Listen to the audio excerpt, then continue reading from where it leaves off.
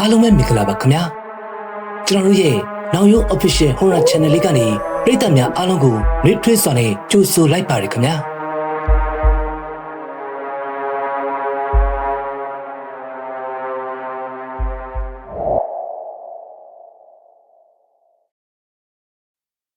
ကျွန်တော်ယနေ့တင်ဆက်ပေးမှာကတော့စိုင်းဆရာနောင်ရုံစေးမပြည့်မှန်အားအခြေပြုပြီးပြန်လည်ရေးသားထားတဲ့ဘုံကြီးကျောင်းတွေကတစေတည်းရဲ့ပြည့်စံများအကြောင်းပဲဖြစ်ပါတယ်ခင်ဗျာဘုံကြီးကျောင်းတွေကတစေတည်းရဲ့ပြည့်စံများယခုပြောပြမယ့်အကြောင်းအရာများကလွန်ခဲ့သောနှစ်ပေါင်း30ကျော်1990ဝန်းကျင်ခန့်ကပဲခူးတိုင်းအရှိချမ်းမှာရှိတဲ့ရှမ်းစုရွာတွင်ဖြစ်ပျက်ခဲ့သောအဖြစ်အပျက်များပဲဖြစ်ပါတယ်ခင်ဗျာရှမ်းစုရွာအကြောင်းကိုအနည်းငယ်မိတ်ဆက်ပေးပါရစေခင်ဗျာရှမ်းစုရွာရှိဘုံကြီးကျောင်းဝိုင်းထဲမှာရွှေမြင့်ကျောင်းဟူမည်သောညံတော်စစ်ကြောတော်ကရှိတဲ့စေတီတဆူရှိပါတယ်ထိုစေတီနဲ့ပတ်သက်ပြီးဗဇက်ရာဇဝင်တမိုင်းကျောင်းအချို့လည်းရှိခဲ့ဘူးပါတယ်လုံလေပြီးသောကာလဗကံပြည့်ရှင်နာရပရိစီသူမင်းကြီးသာသနာပြုခီးစဉ်အတွက်တိုင်ခံလှည့်လည်ရာတွင်ဤရှမ်းစုရွာတဲမိနေရာစီကိုရောက်ရှိခဲ့ပါတယ်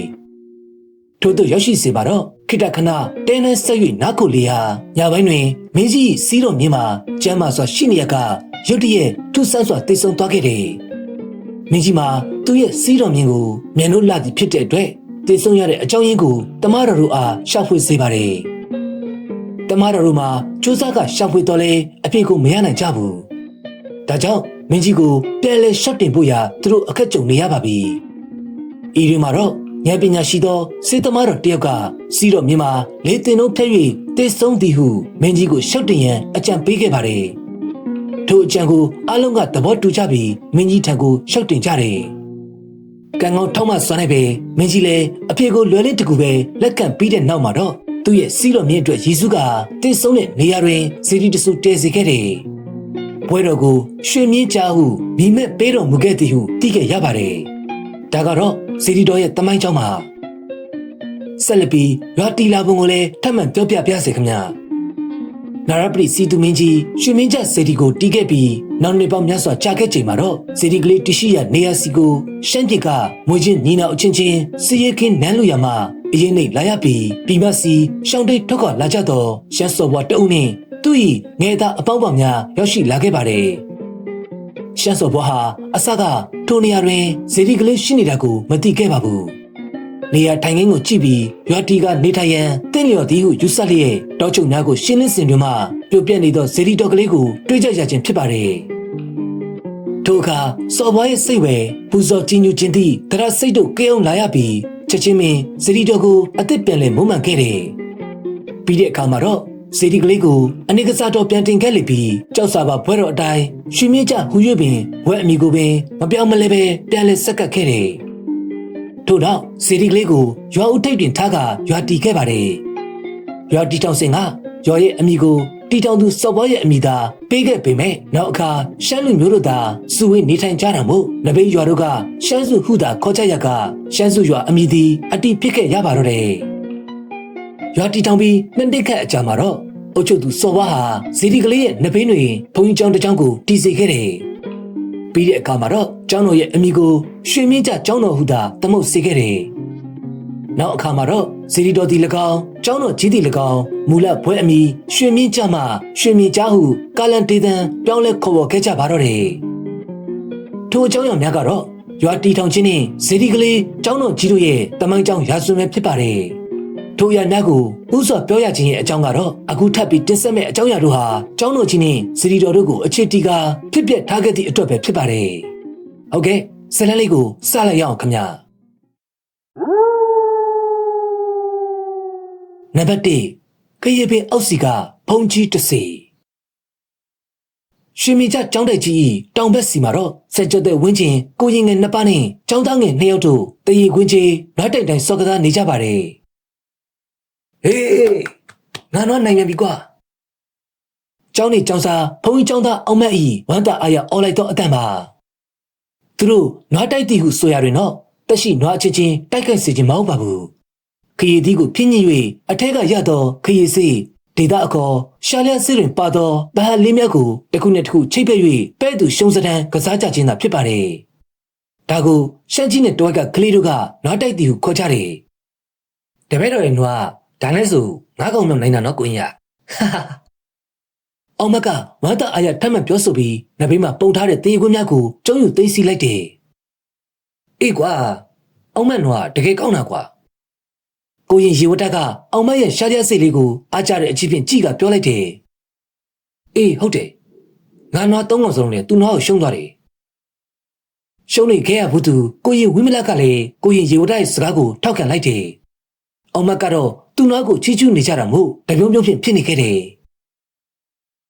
အောင်မနွားကိုတပည့်တော်အနိုင်တိုက်ပြမယ်နာလိုမကင်းစွာနဲ့ဝင်းပြောလာသူကနဘေးကကြည်နေတော့ကြောင်းသားဖို့တဲ့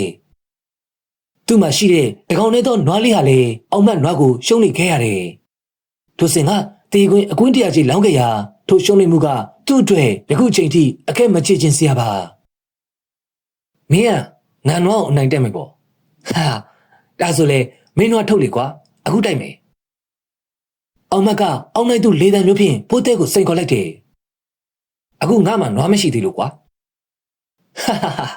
မရှိရင်လည်းစိတ်မခေါ်နဲ့လေကွာမနေ့ဖန်ကြရင်ငါနွားရအောင်ကောက်ပြီးမင်းနွားကိုတိုက်ပြမယ်မင်းလိုအိပ်ဖို့ကောင်းကများလားလာကြည့်သေးမင်းမနိုးသေးရင်ရွာထဲကဖိုးကျော်တို့လာကောက်ကုန်ကြတာနဲ့ပဲမင်းအတွက်ပဲနွားကြမ်းကြံပါအောင်မယ်အောင်မကဖိုးတဲ့ကိုစကန်နိုင်လူကပြန်ပြောလိုက်တယ်သူတို့ရွာမှာခေပင်ကရှားပါပါတယ်တရွာလုံးပေါင်းမှသူတို့ကျောင်းဝန်းစီကနှစ်ချုပ်ပင်ကြီးတပင်သာရှိတယ်အခြားနေရာတွင်ခေပင်စိုက်မရဘူးစိုက်ရင်လည်းမရှိဘူး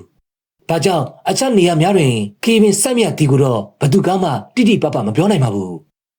ကျောင်းထဲကအပင်ကြီးကတော့တပင်နဲ့ဖြစ်တာနဲ့အညီအလုံးအဝန်းအထုတယ်လွန်စွာကြီးမားလှပြီးနှွေမိုးဆောင်ဥရုသုံးလီစလုံးအရေးအဝါဒကောင်းစွာရရှိပါတယ်အတီးတီးချင်းရောက်ပြီဆိုရင်ရွာထဲကကလေးများကအုပ်စုလိုက်လာကောက်တက်ကြတယ်သူတို့ကမနေ့အစောဝေလီအချိန်တွေလာကောက်တက်ကြတာပါသူတို့လာကောက်ချိန်မှာတော့ဖိုးတဲ့တို့မှာစွန့်ခန့်လိုက်ရန်ပြင်ဆင်နေရချိန်ဖြစ်တဲ့အတွက်မကောက်အားမကောက်နိုင်ကြပါဘူးစွန့်ခန့်ပြန်ဝင်ချိန်မှာအားလက်၍တွားကောက်တဲ့အခါအပင်အောက်စီမှာအသီးကျွေကမရှိတော့ဘူးအင်မတန်ကန်ကောင်းလုံးမှတလုံးတလီရတတ်ပါတယ်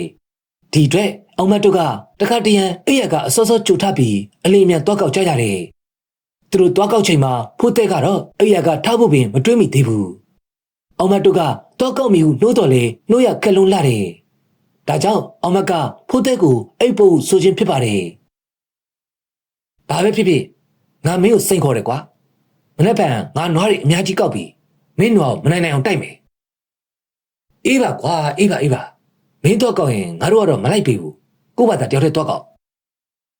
အောင်မကတမင်ညစ်စကားပြောခြင်းဖြစ်ပါတယ်ပြီးတော့ကိုရင်တွေဘက်ကိုလှည့်ပြီးကိုရင်တို့လည်းမလိုက်ရအောင်နော်မလိုက်ပေးဘူးဆိုရင်တပည့်တော်တေးကွင်းတပောက်20စီပေးမယ်အောင်မရဲ့စီယုံမှုကထိရောက်သွားတယ်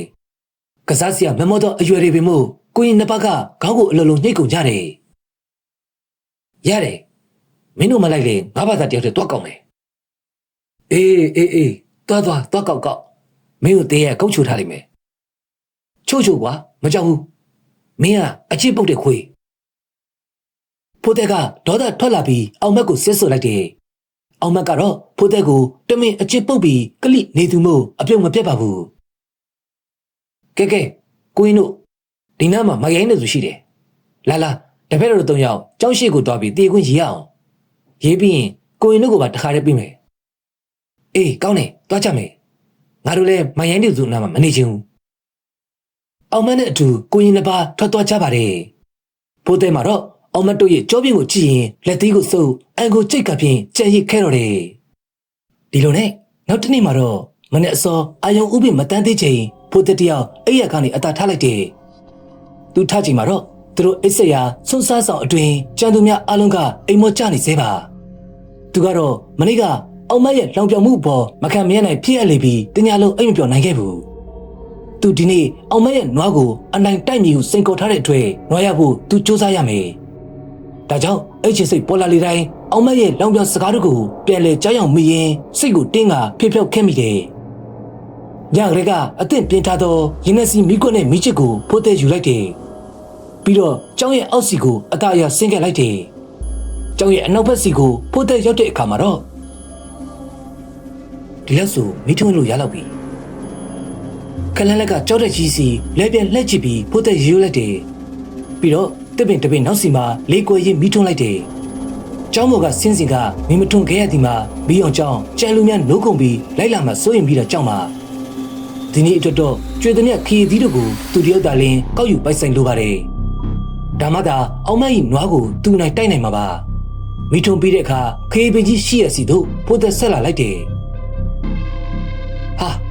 တွေ့ပြီတလုံး။ဘဲဟုတ်ချင်းတလုံးတွေ့တဲ့အတွက်ဖိုးသက်လည်းဝမ်းသာအားရနဲ့ပြေးကောက်လိုက်တယ်။ဟာဟိုမှာလည်းတလုံး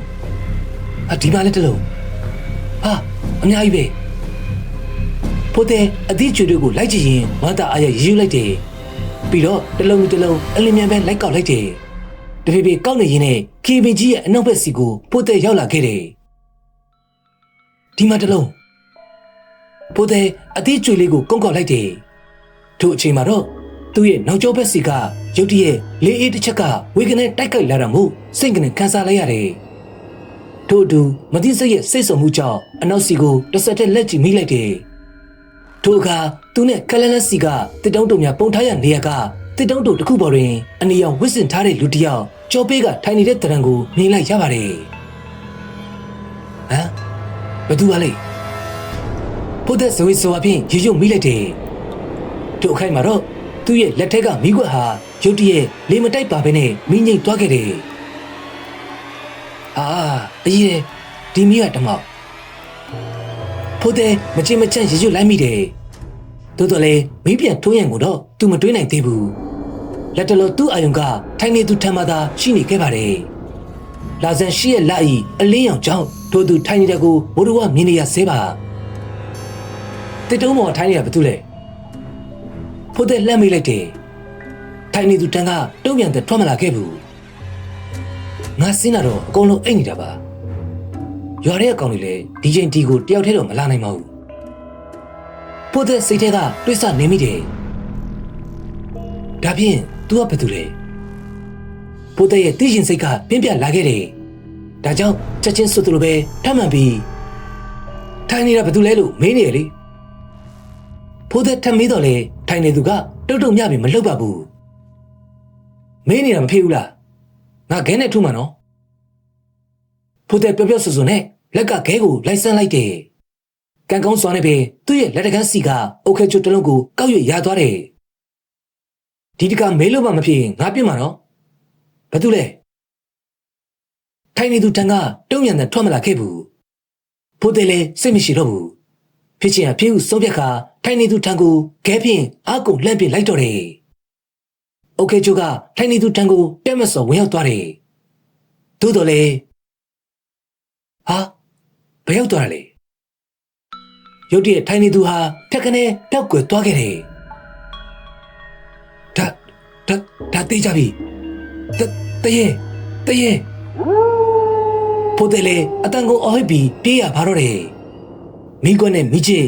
နောက်ပြီးကောက်ယူထားတဲ့ခေသီးများကိုလည်းဖိုးသက်ကူးမဆိုင်နိုင်တော့ဘူး။မောင်ကြီးမဲကြီးတဲ့ကနေကျောင်းစီကိုချင်းကိုတုတ်ပြင်းပြီးတော့တယ်။ပါဇက်ကလည်းကြောက်လက်လက်ဖြင့်တရေဟုအသက်ကုန်အော်နေမိတယ်။ဖိုးသက်ရဲ့အော်တန်ကြောင့်ကျောင်းပေါ်မှာအိမ်နေကြသူများအလုံးလန့်လို့ကုန်လာတယ်။ထို့အချိန်မှာတော့ဖိုးသက်ကဝရုံတုံးကဖြင့်အပေါ်စီကိုပြစ်တက်လာခဲ့ပြီးတဲ့နောက်ဘိုင်းကနေပြစ်လဲကျပြီးသတိလစ်သွားပါတော့တယ်။ဖိုးသက်တယောက်သတိရလာချိန်မှာတော့ကျောင်း၌ဘုံကြီးဥဒသနာထန်စီကိုဦးစင်းတို့ကခေါ်ဆောင်လာကြတယ်။ပြီးတဲ့နောက်ဖြစ်စဉ်အကြောင်းစုံကိုကြောက်စိတ်မပြေသေးတဲ့ဖိုးသက်မှတုံးကြီးစွာရှောက်ထားပါတယ်။ဖိုးသက်ပြောပြတဲ့အကြောင်းကိုနားထောင်ရင်ကိုရင်တို့နဲ့အောင်မတ်တို့ကျောင်းသားများမှချက်သိမ်းတစ်ဖက်များထနေကြတယ်။အကြောင်းစုံကိုရှောက်တင်ပြီးတဲ့အခါမှာတော့ကျောင်းတိုင်းဘုံကြီးကတိတ်ပြီးထွေထူးစွာနဲ့အံ့ဩရမပြပါဘူး။ဖိုးသက်နင်းတော့ဘုံကြီးဥက္ကလာနဲ့ဆုံခဲ့တာပဲ။နားထောင်နေသူများထံကအာမေရိကန်ထွက်ပေါ်လာခဲ့တယ်။ဖိုးသက်ကတော့ခေါင်းငုံကထိုင်နေတယ်။လွန်ခဲ့တဲ့20လောက်ကအဲ့ဒီနေရာလေးမှာဘုံကြီးဥက္ကလာရဲ့ကျောင်းစာလေးရှိတယ်။အဲ့ဒီအနာကနနခင်းကိုတွေ့လာ။ဒီမဖေ။အဲ့ဒါဘုံကြီးဥက္ကလာနေရှိတဲ့၍တကုတ်ကုတ်နဲ့စိုက်ခဲ့တဲ့အခင်းပဲ။တနေ့ကျတော့ဥက္ကလာကနနက်ပင်စိုက်ရင်ခြေကိုငုံဆူးမိတယ်။သူကလူဘဝတုန်းကလူပေလူတေးဆိုတော့ဘုံကြီးဘဝရောက်တော့လေဒီအတိုင်းပဲငုံဆူးတာကိုစိတ်မထက်ဘာမထင်းနဲ့ အနာကမတန့်တော့ပဲငန်းဝင်ပြီးအပြင်းဖျားပါလေကောတို့တွေကလည်းကြောင်းတိုက်ကြီးကနေသူ့ကိုစေးတော့တိုက်ပြီးပြုစုရတာပေါ့လေတညလည်းကြောက်ကော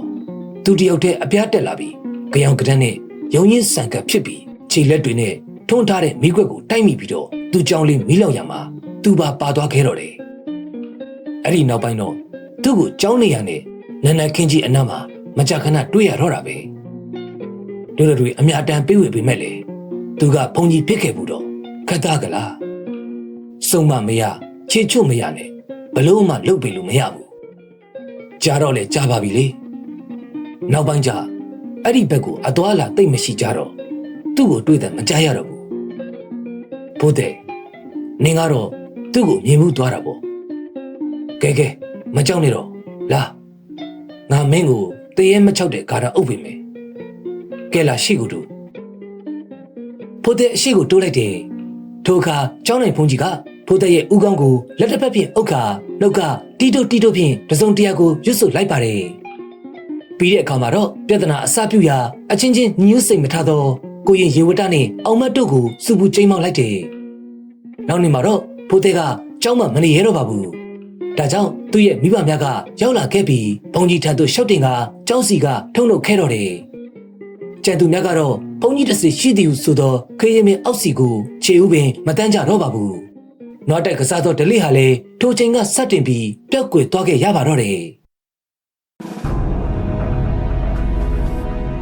ဟုတ်ကဲ့နောက်ရက်များမှာလည်းဖြစ်ရမှန်အားအခြေပြုရေးသားထားသောဘုန်းကြီးကျောင်းတွေကတစီတရဲ့ဖြစ်စံများတွေကနံပါတ်1ဘော်ဒီညောင်မင်းကဖို့သူရောဆိုတဲ့စိတ်ဝင်စားဖွယ်ဖြစ်ရမှန်ဇာတ်လေးကိုလည်းဆက်လက်ပြီးတော့စောင့်မျှော်အားပေးကြပါအောင်ခင်ဗျာအားလုံးကိုအထူးပဲကျေးဇူးတင်ရှိပါတယ်ခင်ဗျာဒီဇာတ်လေးကိုပြီးဆုံးသည့်တိုင်အောင်နားတော်တာဆင်ပေးသလိုနောက်ပုံများမှလည်းယခုလိုမျိုးပြီးဆုံးသည့်ထိနားဆင်အားပေးကြပါအောင်လို့မေတ္တာရက်ခံပါစေခင်ဗျာပရိသတ်များအားလုံးမင်္ဂလာရှိသောနေ့ရက်များသာထာဝရပိုင်ဆိုင်နိုင်ပြီးကိုယ်စိတ်နှပြချမ်းသာကြပါစေခင်ဗျာ